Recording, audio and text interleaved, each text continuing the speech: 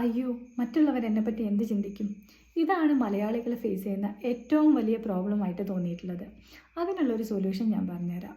നമ്മളൊരു ടൗണിൽ നിൽക്കുകയെന്ന് വിചാരിക്കുക. ആ സമയത്ത് അടുത്തുള്ളൊരു കുട്ടിയുടെ പാൻസോ പാവാടയോ അറിയാതെ ഊരിപ്പോയി. നമുക്ക് സങ്കടം തോന്നില്ലേ? ആ നിമിഷത്തിൽ നമുക്ക് സങ്കടം തോന്നും. നമ്മൾ തിരിച്ച് വീട്ടിലെത്തിക്കഴിഞ്ഞാൽ എത്ര തവണ ആ ഇൻസിഡൻറ്റിനെ പറ്റിയിട്ട് ആലോചിക്കും? നമുക്ക് നമ്മളേതായ കാര്യങ്ങളിൽ നമ്മൾ ബിസി ആയിരിക്കും, ഇടയ്ക്ക് എപ്പോഴെങ്കിലുമൊക്കെ ആലോചിക്കുകയായിരിക്കും. പക്ഷെ തിരിച്ച് ആ കുട്ടിയോ, അവൾ രാത്രി കിടക്കുമ്പോൾ മൊത്തം ആലോചിക്കുക, അയ്യോ എന്നെപ്പറ്റി നാട്ടുകാർ എന്ത് വിചാരിക്കും, ഈ കണ്ടവരൊക്കെ എന്നെപ്പറ്റി എന്ത് വിചാരിക്കും.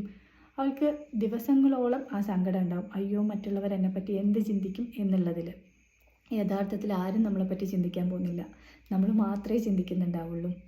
ഇതേ റിയാലിറ്റിയാണ് നമ്മുടെ ജീവിതത്തിൽ നടക്കുന്ന എല്ലാ കാര്യങ്ങൾക്കും. ആർക്കും നമ്മളെപ്പറ്റി ചിന്തിക്കാനൊന്നും സമയമില്ല. നമ്മൾ മാത്രമേ മറ്റുള്ളവർ എന്ത് ചിന്തിക്കുന്നു എന്ന് ആലോചിച്ച് സങ്കടപ്പെട്ടുകൊണ്ടിരിക്കുള്ളൂ. നമ്മൾ മറ്റുള്ളവരെ കാര്യം ചിന്തിക്കുന്നുണ്ടോ?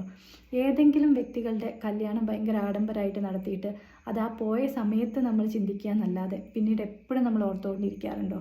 ഒരാൾ വലിയ വീട് കെട്ടി ഹൗസ് വാമിങ്ങിനെ നമ്മളെ വിളിച്ചു, നമ്മൾ ആ വീട് കാണാൻ പോയിട്ട് പിന്നീട് നമ്മൾ ആ വീടിനെ പറ്റിയിട്ടും അയ്യോ അവർ ഭയങ്കര അടിപൊളിയായിട്ട് ജീവിക്കാമെന്ന് എപ്പോഴും ആലോചിച്ചുകൊണ്ടിരിക്കും? ഇരിക്കില്ല. അപ്പോൾ പിന്നെ നമ്മളും ഈ നാട്ടുകാരെയും കുടുംബക്കാരെയും ഒക്കെ ബോധിപ്പിക്കാൻ വേണ്ടി വലിയ രീതിയിൽ ഇഷ്ടമില്ലാത്ത കല്യാണം കുട്ടീനെ കഴിപ്പിച്ച് വരുമ്പോഴും കടം വാങ്ങിയിട്ട് വലിയ വീട് കെട്ടുമ്പോഴൊക്കെ നമ്മളൊന്ന് ആലോചിക്കുക. മറ്റുള്ളവരെ ബോധിപ്പിക്കുന്നത് ഒരു കാര്യമില്ല.